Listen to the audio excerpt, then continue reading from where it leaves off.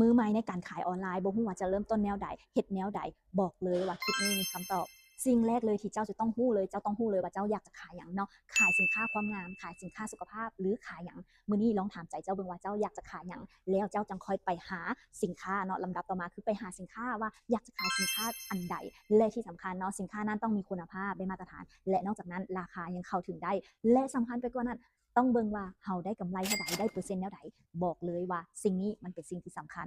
และลำดับต่อมาเจ้าจะต้องเรียนรู้ในการเฮ็ดคลิปเรียนรู้ในการเจาะตลาดเนาะโพสต์แนวใดถ่ายคลิปแนวใดอัดคลิปแนวใดตัดต่อคลิปแนวใดแบบนี้มันเป็นสิ่งที่สำคัญนะเพราะว่าเราจะเฮ็ดการตลาดออนไลน์เราจะต้องสื่อโปรโมตหรือสิ่งที่เราจะสื่อกับลูกค้านั้นมันจะต้องชัดเจนและสิ่งที่สำคัญเราจะต้องลงต่อเนื่องสม่ำเสมอเราจะต้องเฮ็ดคลิปต่อเนื่องแบบนี้เนาะและบอกเลยการเฮ็ดออนไลน์นี่มันบ่ได้ยากและมันก็บ่ได้ง่ายมันต้องการความสม่ำเสมอมันต้องการความเอาใจใส่สิ่งนี้แหละมันเป็นสิ่งที่สำคัญบางคนเฮ็ดไปแล้วระยะหนึ่งแล้วล้มเหลว คือล้มเหลวเกิดจากการล้มเลิกไปก่อนมันบ่ได้ล้มเหลวหรอกแต่เจ้าล้มเลิกไปก่อนถ้ามื้อนี้เจ้าบ่ล้มเลิกเจ้าเฮ็ดไปต่อเนื่องมื้อหนึ่งมันจะเป็นมื้อของเจ้าและมื้อหนึ่งเจ้าจะประสบความสำเร็จกับอาชีพธุรกิจออนไลน์บอกเลยว่ามันมีหลายคนที่ประสบความสำเร็จในธุรกิจออนไลน์เจ้าจงหาไอดอลหรือคนที่ประสบความสำเร็จในธุรกิจหรือสาขาอาชีพที่เจ้าต้องการสินค้าที่เจ้าขายอยู่นั่นเหมาะคือกันกับคนสำเร็จคนใดแบบนี้เป็นต้นเนาะเจ้าจะไปหาไอดอลความสำเร็จของเจ้ามาเพื่อเป็นแรงบันดาลใจเพื่อเป็นแรงผลักดันให้เจ้าไปสู่เส้นชัยของเจ้า และถามมื้อนี้เจ้ายังบ่ฮู้อีกว่าเจ้าจะเริ่มต้นแบบใดเนาะโอ้โฮยังถามใจตนเองบ่ได้ยังบ่ฮู้ช่องทางบ่ฮู้ว่าจะขายสินค้าใดเนาะ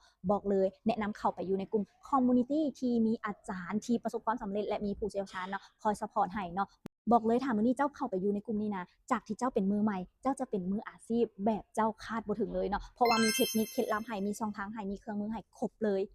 ถ้าพร้อมที่จะรับข้อมูลและสร้างรายได้สามารถเข้าไปอยู่ในกลุ่มนี้ฟรีทักแชตหรือจิ้มลิงก์หน้าโพรไฟล์เพื่อเข้ากลุ่มได้เลย